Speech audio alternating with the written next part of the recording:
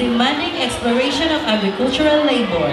This performance is a testament to the enduring power of human effort as dancers embody the rhythmic and repetitive motions of farming.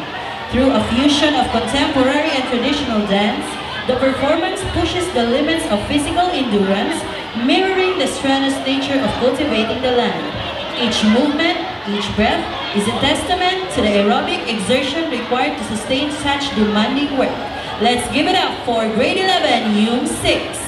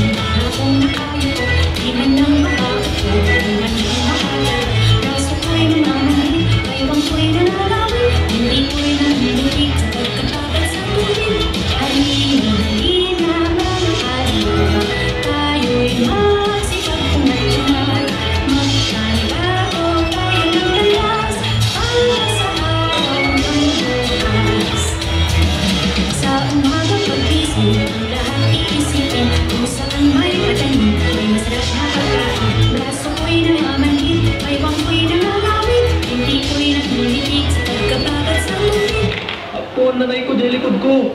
Halina,